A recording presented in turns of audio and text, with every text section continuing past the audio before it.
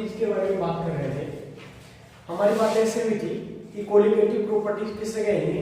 पहली बात, ये जो प्रॉपर्टीज होती है वो डाइल्यूट सॉल्यूशंस की होती हैं। जो कोलिगेटिव प्रॉपर्टीज होती हैं वो डाइल्यूट सॉल्यूशंस के बारे में डील की जाती हैं। मुद्दा यहाँ पे ये उठता है कि डाइल्यूट सॉल्यूशन का मीन क्या होता है। देखना, सोल्यूट की क्वांटिटी के बेस पे सॉल्यूशंस होते हैं वो बेसिकली टू टाइप्स के होते हैं। एक बोलते हैं डाइल्यूट सॉल्यूशन और दूसरा बोला जाता है कॉन्संट्रेटेड सॉल्यूशन। इसका मीन क्या है देखना, जैसे हम अच्छी तरह जानते हैं किसी भी सोल्यूट को जब सॉल्वेंट में डिसोल्व किया जाता है तो सॉल्यूशन का फॉर्म होता है। वहां पे कहीं ना कहीं दो प्रकार के कंपोनेंट होते हैं, एक सोल्यूट और दूसरा सॉल्वेंट। अगर मैं ऐसे बोलूं, जनरली मैं ए से सॉल्वेंट को रिप्रेजेंट करता हूं और बी से सोल्यूट को रिप्रेजेंट करता हूं।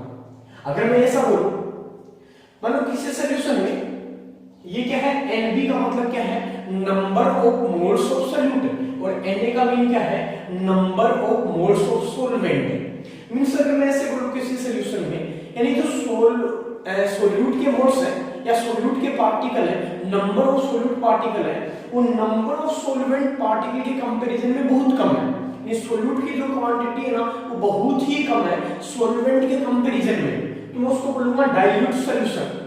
अब कंसंट्रेटेड का मीन ऐसा कभी नहीं होता कि जो सोल्यूट की क्वांटिटी है वो ज्यादा होगी। हम अच्छी तरह जानते हैं कि सॉल्यूशन में जिस कंपोनेंट की क्वांटिटी ज्यादा होती है उसको सॉल्वेंट बोलते हैं और जिसकी क्वांटिटी कम होती है उसको सोल्यूट बोलते हैं। तो ऐसा तो कभी नहीं होने वाला कि सॉल्वेंट की जो क्वांटिटी है वो सोल्यूट से कम हो जाए। बट मैं ऐसे बोलूंगा यहाँ पे, यानी जो number of moles of solute है ना वो कम है किसके कंपैरिजन में, number of moles of solvent. But मैं दोनों को कंपेयर कर सकता हूं। यहाँ पे बेसिकली दोनों को कंपेयर मैं कर ही नहीं सकता। क्यों? क्योंकि सोल्यूट के जो पार्टिकल्स का नंबर है ना बहुत कम होता है comparison to number of moles of solvent. जैसे मान लो मैं ऐसे बोल रहा हूं, हमने क्या किया है, जैसे मान लो कोई सॉल्वेंट है वाटर, उसमें 2 ग्राम NaCl को डिसॉल्व किया और 1 लीटर सॉल्यूशन का फॉर्म किया है। सेम हियर हमने 10 ग्राम NaCl को डिसॉल्व किया है और 1 लीटर सॉल्यूशन का फॉर्म किया है। तो मैं देखना, अगर मान लो किसी सॉल्यूशन को डाइल्यूट बताना है कि कॉन्संट्रेटेड बताना है, that will be depend on comparison to each other. जैसे मान लो ये वाला सॉल्यूशन है, यहाँ पे जो सोल्यूट की जो क्वांटिटी है वो 2 ग्राम है, यहाँ पे जो सोल्यूट की क्वांटिटी है वो 10 ग्राम है, तो मैं बोलूंगा इसके कंपैरिजन में ये डाइल्यूट सॉल्यूशन है और दूसरा ये कॉन्संट्रेटेड सॉल्यूशन है। हम अपने दिमाग में क्या रखेंगे, डाइल्यूट सॉल्यूशन का मीन क्या होता है, यानी ऐसा कोई सॉल्यूशन जिसमें जो नंबर ऑफ पार्टिकल्स है या number of moles of solute है, सोल्यूट के जो नंबर ऑफ मोल्स है वो सॉल्वेंट के कंपैरिजन में या number of moles of solvent के कंपैरिजन में बहुत कम है। यानी जो सोल्यूट के नंबर ऑफ मोल्स है अगर सॉल्वेंट के कंपैरिजन में बहुत कम है तो ऐसा मेरा जो सॉल्यूशन होता है वो डाइल्यूट सॉल्यूशन है। बट कम तो है लेकिन इतने ज्यादा भी कम नहीं है, तो उस सॉल्यूशन को बोलूंगा मैं कॉन्संट्रेटेड सॉल्यूशन। तो पहली बात, जो कोलिगेटिव प्रॉपर्टीज होती है वो डाइल्यूट सॉल्यूशंस की प्रॉपर्टीज होती है। तो क्या लिखा हुआ है, कोलिगेटिव प्रॉपर्टी किससे बोलेंगे, यानी सॉल्यूशन की ऐसी properties that depends on those properties of dilute solutions which depend on number of solute particle, यानी solute particle के नंबर पे डिपेंड करता है and not on nature of solute। solute की नेचर क्या है, वो पोलर है कि नॉन पोलर है, सॉलिड है कि लिक्विड है, इस पे डिपेंड नहीं करने वाला। हमें कौन कौन सी कोलिगेटिव प्रॉपर्टीज है जिसको पढ़ना है, और 1 बाय 1 पहला हम पढ़ेंगे रिलेटिव लोवरिंग इन वेपर प्रेशर, दूसरी प्रॉपर्टी पढ़ेंगे एलिवेशन इन बॉइलिंग पॉइंट, तीसरी प्रॉपर्टी पढ़ेंगे हम डिप्रेशन इन फ्रीजिंग पॉइंट, और जो चौथी प्रॉपर्टी होगी वो होगी ऑस्मोटिक प्रेशर।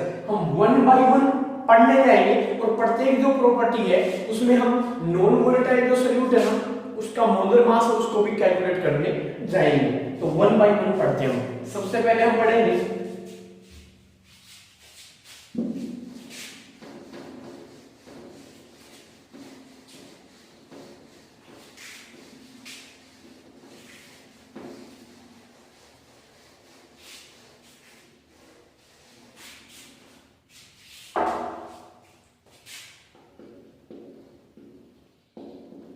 relative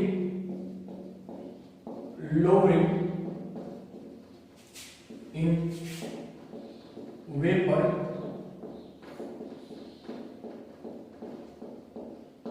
pressure।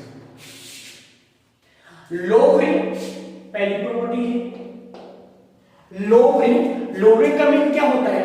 कमी, मतलब कहीं ना कहीं वेपर प्रेशर में कमी होने वाली है। लोवरिंग मींस कमी। हम अच्छी तरह जानते हैं जब किसी नॉन वोलेटाइल सॉल्यूट को किसी को जो प्योर सॉल्वेंट है उसमें डिसॉल्व किया जाता है, जब किसी नॉन वोलेटाइल सॉल्यूट को किसी प्योर सॉल्वेंट में डिसॉल्व किया जाता है तो हमेशा जो सॉल्वेंट होता है ना उसका जो वेपर प्रेशर है वो डिक्रीज हो जाता है। मैं कैसे बोल रहा हूं देखना, मान लो ये कोई कंटेनर है, इसमें कोई प्योर सॉल्वेंट है वो फिल्ड है, जैसे मान लो ए, और ये वोलेटाइल नेचर का है, मींस इसके जो मॉलिक्यूल है वो वेपर फेज में जाने वाले हैं। मान लो यहाँ पे जो सरफेस है, सरफेस पे केवल और केवल किसके मॉलिक्यूल होने वाले हैं?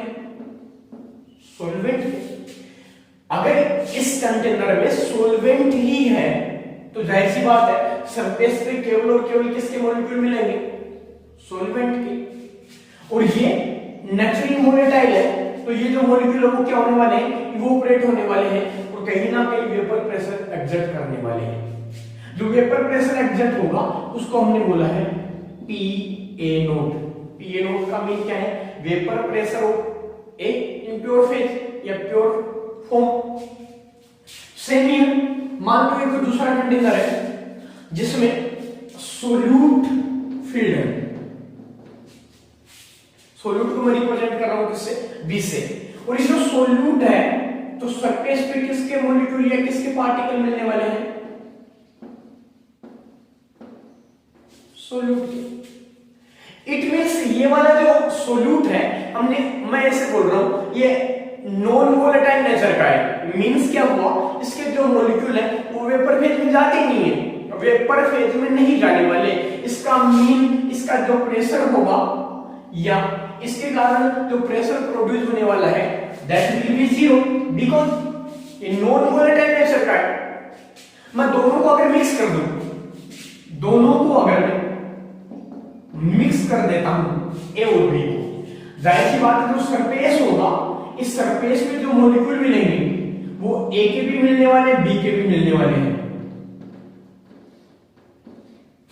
ए के भी मिलने वाले हैं और बी के भी मिलने वाले हैं। अब ये जो बी वाले मॉलिक्यूल है, बी वाले पार्टिकल है या सोल्यूट के पार्टिकल है, जो सोल्यूट है वो तो नॉन वोलेटाइल नेचर का है, इट मींस इसके जो मॉलिक्यूल है वो तो वेपर फेज में नहीं जाने वाले, तो वेपर फेज में कौन केवल और केवल कौन जाएगा? सॉल्वेंट के पार्टिकल। इट मींस जो यहां पे प्रेशर प्रोड्यूस होगा वो केवल और केवल किसके कारण प्रोड्यूस होने वाला है? सॉल्वेंट के कारण प्रोड्यूस होने वाला है। अब देखना थोड़ा सा जो वेपर प्रेशर है इसके कंपैरिजन में डिक्रीमेंट होगा वेपर प्रेशर में। क्यों? क्योंकि देखना सरफेस पे ए मींस सॉल्वेंट के पार्टिकल के साथ बी मींस सोल्यूट के पार्टिकल भी तो आ गए। क्यों? क्योंकि हम अच्छी तरह जानते हैं जो सॉल्यूशन होता है वो एक होमोजेनियस मिक्सर होता है। होमोजेनियस मिक्सर का मीन क्या होता है? जिसका जो कंपोजिशन है वो ऊपर से नीचे तक यूनिफॉर्म होता है। इट मींस यहाँ पे सॉल्वेंट के पार्टिकल के साथ सोल्यूट के पार्टिकल भी प्रेजेंट है, दैट मींस वेपर प्रेशर ना वो कहीं ना कहीं डिक्रीज होने वाला है। मैं ऐसे बोलूंगा ये जो सॉल्वेंट है प्योर सॉल्वेंट का वेपर प्रेशर है, मान लो यहाँ पे मैं वेपर प्रेशर P बोल रहा हूं, ये जो वेपर प्रेशर है वो किसका है? सॉल्यूशन का। ये लेस होने वाला है किसके कंपैरिजन में? PA0 के कंपैरिजन में। बिकॉज़ क्यों? क्योंकि यहां पे देखना ए के साथ कौन आ गया? बी, और जो बी के पार्टिकल है वो किस नेचर के हैं? नॉन वोलेटाइल नेचर के हैं।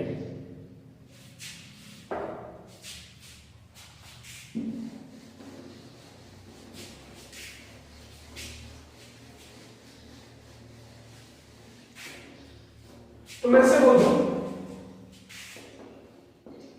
when a non-volatile solute is added in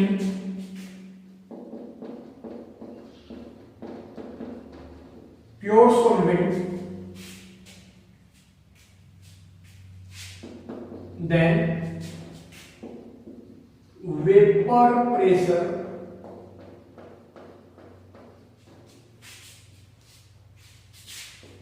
of the solvent या सॉल्यूशन डिक्रीजेस।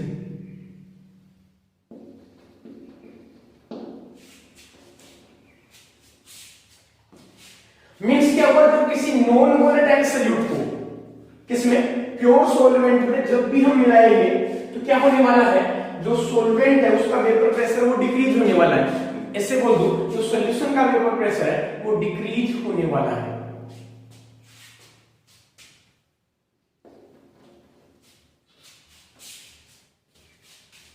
हम बात कर रहे हैं relative lowering in vapour pressure की। इसके मीन क्या हुआ, कहीं ना कहीं इसका जो वेपर प्रेशर है वो डिक्रीज होने वाला है।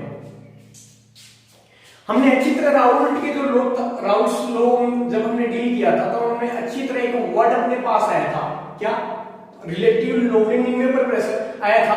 बट मैं वापस बताता हूं, देखना कहां से आया था। हमने ऐसा बोला है, एक बाइनरी सॉल्यूशन है जिसमें दो कंपोनेंट है, एक ए और बी। ए किसको रिप्रेजेंट कर रहा है, सॉल्वेंट को, और बी किसको रिप्रेजेंट कर रहा है, सोल्यूट को। जो सॉल्वेंट है वो वोलेटाइल है और जो सोल्यूट है वो नॉन वोलेटाइल है। इट मींस जब दोनों को मिक्स करेंगे सॉल्यूशन का फॉर्म होगा तो उसका जो वेपर प्रेशर है वो सॉल्वेंट के कंपैरिजन में डिक्रीज होने वाला है। ये जो डिक्रीमेंट होता है इसी को बोलते हैं लोअरिंग। तो मैं ऐसे लिख सकता हूं, decrease in vapour pressure is known as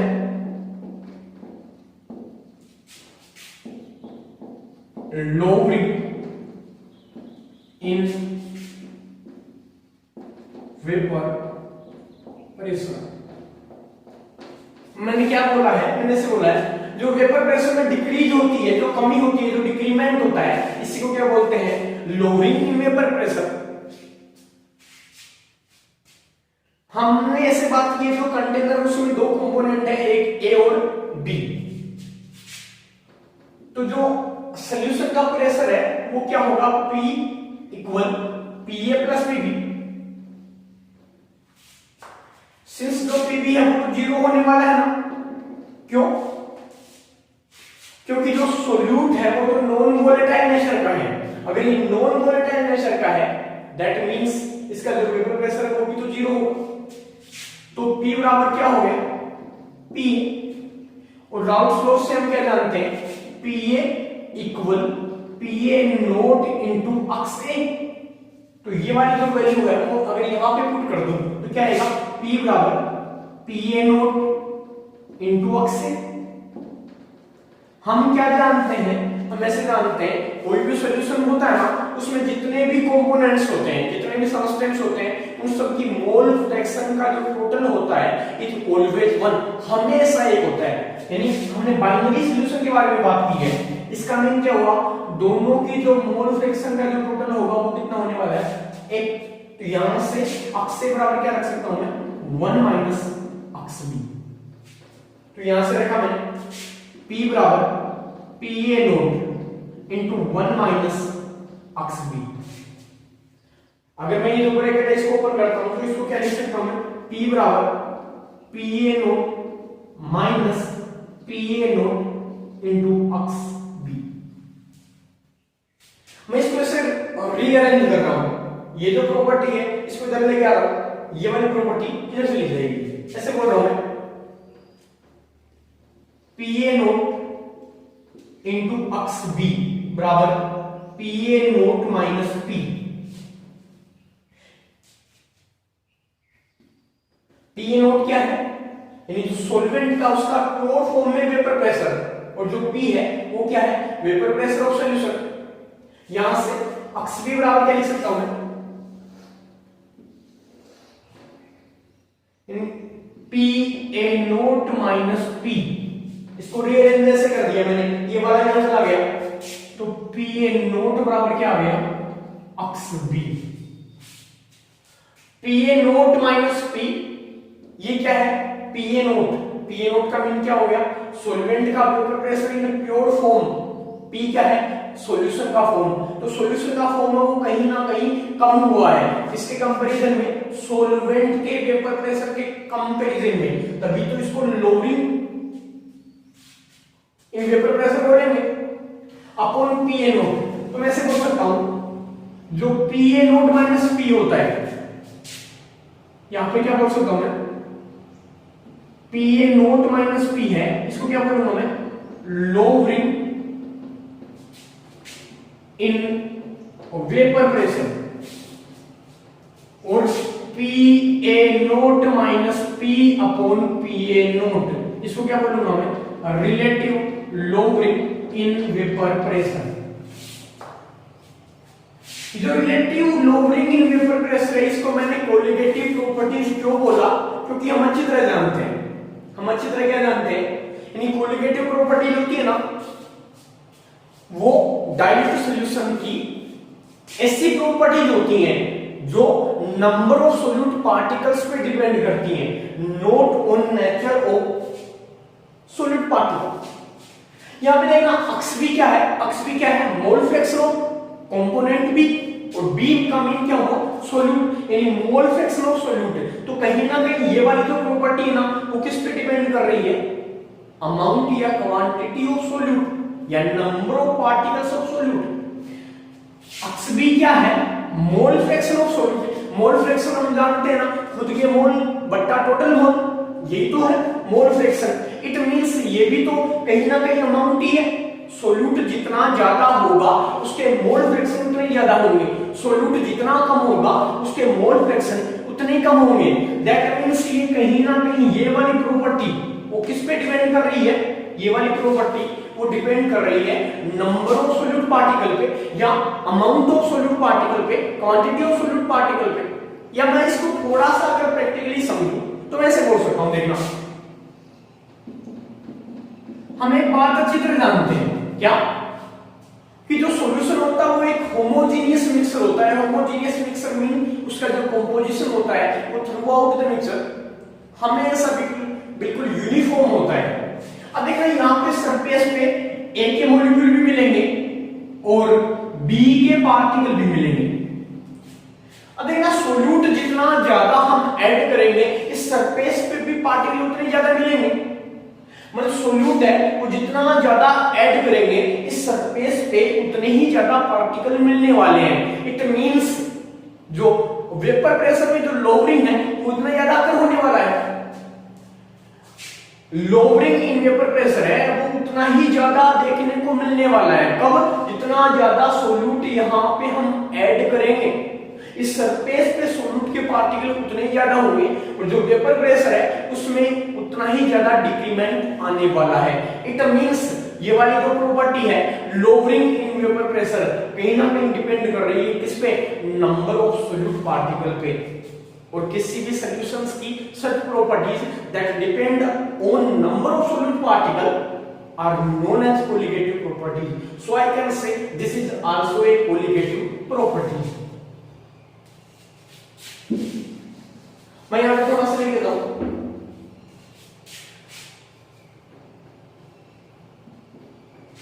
relative lowering in vapor pressure depends on number of solute particle, that is mole fraction। Number of solute particle है, ये क्या है नंबर ऑफ सोल्यूट पार्टिकल का मीन बताने का तरीका ही तो है, मेथड ही तो है एक्सप्रेसिंग। हमें जो सोल्यूट है उसकी कॉन्सेंट्रेशन है उसको कैसे एक्सप्रेस करेंगे, एक्सप्रेशन के जो मेथड्स हमने डील किए थे उनमें ये मोल फ्रैक्शन भी तो एक था। तो मैं ऐसे लिख रहा हूं ना depends on number of solute particle that is mole fraction, hence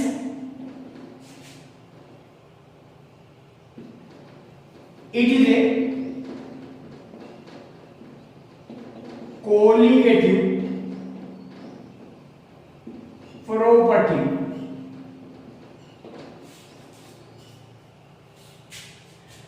bar question पूछ लेता है वो ऐसे कि आप कैसे बताओगे जो रिलेटिव लोडिंग इन वेपर प्रेशर है वो भी एक कोलिगेटिव प्रॉपर्टीज है। तो आपको क्या करना है, यहां से डेरिवेशन करेंगे और यहां पे जो डेरिवेशन लेके आएंगे ना तो ये बात लिखनी होती है कि रिलेटिव लोडिंग इन वेपर प्रेशर है ना वो डिपेंड कर रहा है किसपे, नंबर ऑफ सॉलिड पार्टिकल पे, that is mole fraction, hence it is a colligative property.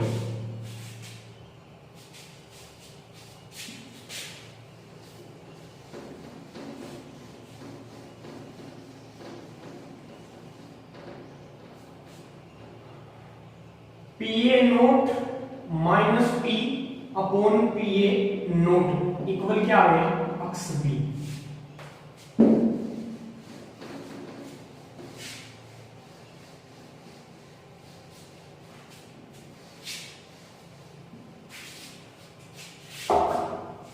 X B का मीन क्या है, मोल फ्रैक्शन, और मोल फ्रैक्शन का मीन क्या होता है, कोई भी कंपोनेंट होता है उसका मोल फ्रैक्शन यानी number of moles of that component divided by total number of moles of all components present in the solution।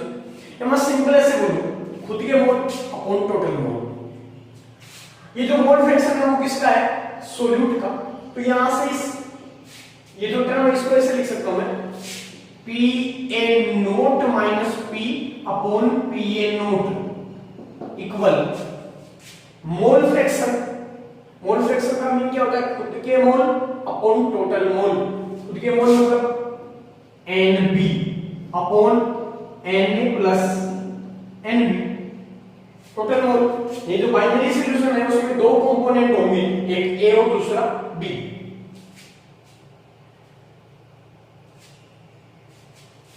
हमने अच्छी तरह बात की है, जो कोलिगेटिव प्रॉपर्टीज होती हैं वो किसकी प्रॉपर्टीज होती हैं, वो हमेशा डाइल्यूट सॉल्यूशंस की प्रॉपर्टीज होती हैं। तो डाइल्यूट सॉल्यूशन का मीनिंग क्या हो गया, जिसमें number of moles of solute बहुत कम होते हैं in the comparison of number of moles of solvent. तो मैं ऐसे बोल सकता हूं, फॉर डाइल्यूट सॉल्यूशंस क्या कह सकता हूं, कैसे बोल सकता हूं, जो NB का मीन क्या हुआ, number of moles of solute, ये बहुत ही कम होंगे इसके कंपैरिजन में number of moles of solvent. तो यहां से ऐसे लिख सकता हूं मैं Na प्लस जो NB है ना इसको क्या बोल सकता हूं मैं, Na। कहने का मीन जो Na है वो इतनी बड़ी प्रॉपर्टी है कि उसमें NB को अगर मैं ऐड भी करता हूं ना तो इसके टोटल पे कोई बड़ा इफेक्ट नहीं पड़ने वाला। तो मैं ऐसे लिख सकता हूं Na प्लस NB है ना वो अबाउट इक्वल किसके हो गए, Na। तो यहां से ऐसे लिख सकता हूं इसको, PA nought minus P upon PA note बराबर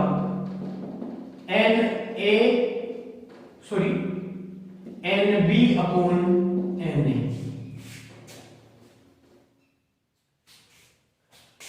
ये N क्या है, नंबर ऑफ मोल, और N का मीन क्या है, मोल। मोल क्या होता है, मोल हम अच्छी तरह जानते हैं, मोल होता है वेट बाई मोलिकुलर वेट या mass by molar mass. Actually होता क्या है, केमिस्ट्री में मास और वेट हमेशा एक ही बात होती है। तो मैं ऐसे बोल सकता हूं जो मोल होता है वो क्या होता है, वेट बाय मोलिकुलर वेट। अब देखना, अगर मैं बात करूं NB मतलब number of moles of solute, तो ये क्या होगा, weight of solute divided by molecular weight of solute. Same ही है, अगर मान लो Na का मीन क्या हो गया, WA अपॉन MB। ये वाली वैल्यू अगर मैं यहां पे पुट कर दूं तो क्या आएगा, PA nought minus P upon PA note equal WB upon MB into WA upon MA। ये जो PA नोट माइनस P होता है इसको डेल B भी लिख देते हैं ऐसे, जो PA नोट माइनस P है ना, जो PA नोट माइनस P है इसको डेल्टा P भी लिख देते हैं। तो यहां पर ऐसे डेल्टा P का मीन क्या हुआ, कि डेल्टा P क्या है, ये तो है लोअरिंग इन वेपर प्रेशर। तो यहां से बोल सकता हूं delta P upon P A nought equal क्या है W B upon M B into W A. Delta P upon P A nought equal क्या आ गया W B into M A upon M B into W A.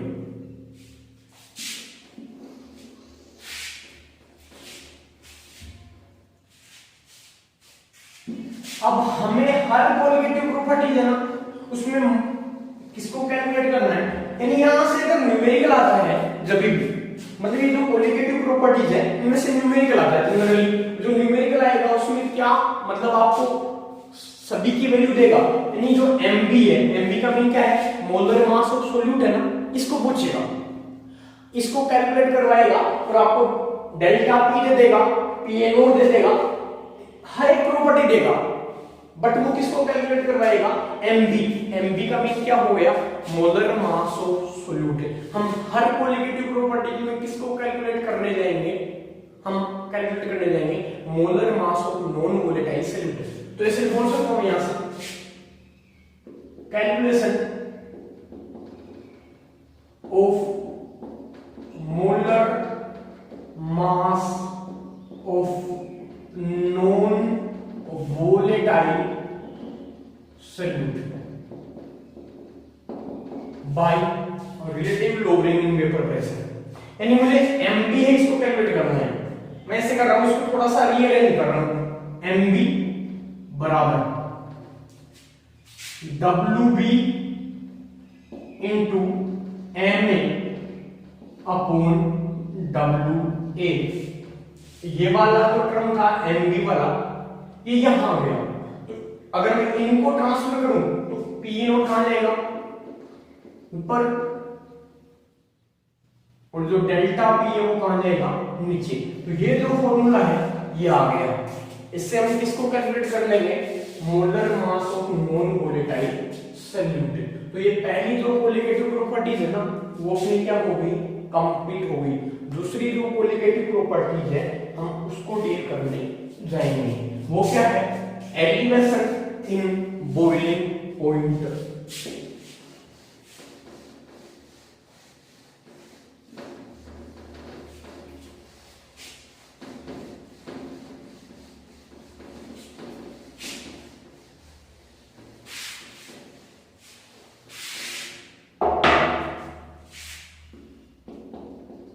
Elevation in boiling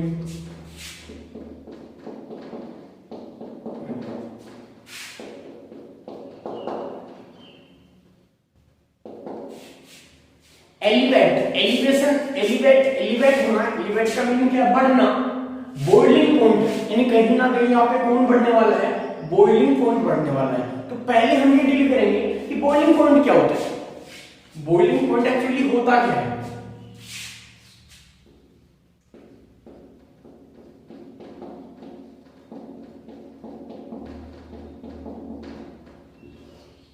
basically हम boiling point है उसको भी deal करने से पहले हम डील करेंगे बॉइलिंग को। बॉइलिंग क्या होता है हमने देखना दो चीजें सीखी हैं,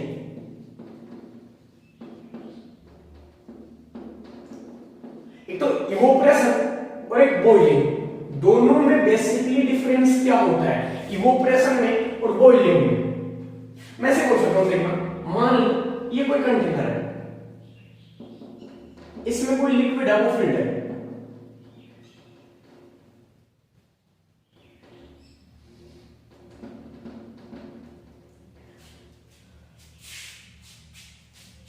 तो क्या होगा यहां पे जो सरफेस पे मॉलिक्यूल हमने ऐसे बात की थी, यानी ये लिक्विड वोलेटाइल नेचर का है कि नॉन वोलेटाइल नेचर का है, ये डिपेंड करता है उसकी नेचर पे। अब देखना जैसे मान लो इवोपरेशन का मीन क्या होता है, हमने ऐसे बात की थी स्पॉन्टेनियस कन्वर्जन।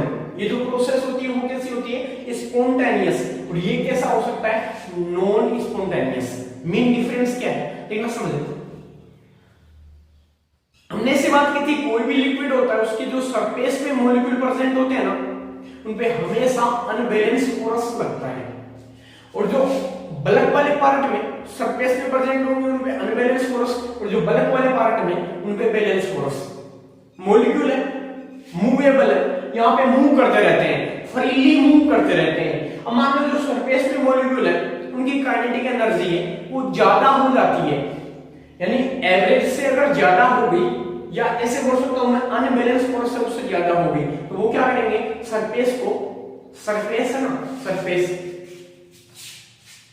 यहां से एस्केप हो जाएंगे। अगर ये कंटेनर खुला हुआ है, ओपन है, तो वो कहां से ले जाएंगे, एटमॉस्फेयर में। ये जो स्पॉन्टेनियस कन्वर्जन हो रहा है ना, इसी को बोलेंगे हम क्या, इवोपोरेशन। बट मान लो ये जो मॉलिक्यूल है वो एस्केप करते हैं, वो अपने आप एस्केप नहीं करते, हम क्या कर रहे हैं, इनको बॉइलिंग कर रहे हैं। मतलब हमने किसी गैस या स्टोव पे रख दिया, हम इसको नीचे से गर्म कर रहे हैं, हीट दे रहे हैं, तो ये जो मॉलिक्यूल है वो मॉलिक्यूल है ना वो एस्केप हो रहे हैं, तो सरफेस को छोड़कर भाग रहे हैं। ये जो प्रोसेस होती है उसको बॉइलिंग कहते हैं। लेकिन बेसिकली डिफरेंस क्या होता है बॉइलिंग पॉइंट का, बॉइलिंग पॉइंट क्या होता है, हम ऐसे बोलते हैं जनरली, क्या बोलते हैं, बॉइलिंग का मीन होता है यानी वो टेम्परेचर है जिसपे कोई लिक्विड बॉइल होना शुरू कर देता है। बॉइल का मीन क्या हो गया, गैस में कन्वर्ट होना शुरू कर देता है, यानी वो टेम्परेचर जिसपे कोई भी जो लिक्विड है वो बॉइल होना स्टार्ट हो जाता है, यानी गैस में बदलना शुरू हो जाता है, उसको क्या बोलेंगे, बॉइलिंग पॉइंट। लेकिन वो वाली डेफिनेशन है वो अपने काम की नहीं है, तो क्या बोलेंगे हम,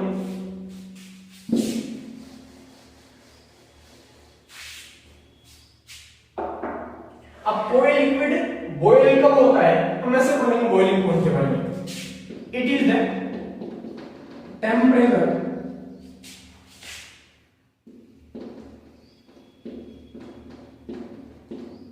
at which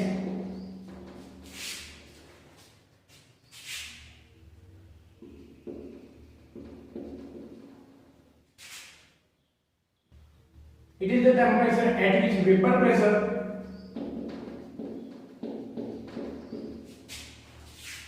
open liquid becomes equal to atmospheric pressure. जो एटमॉस्फेरिक प्रेशर होता है वो कितना होता है, 1 atm। इसका मीन क्या हो गया, कोई भी लिक्विड है ना वो कब बॉइल होना शुरू करेगा, जब उसका खुद का जो वेपर प्रेशर है वो किसके इक्वल हो जाता है, एटमॉस्फेरिक प्रेशर के। तो थोड़ा सा हम डिटेल स्टडी करेंगे नेक्स्ट लेक्चर में।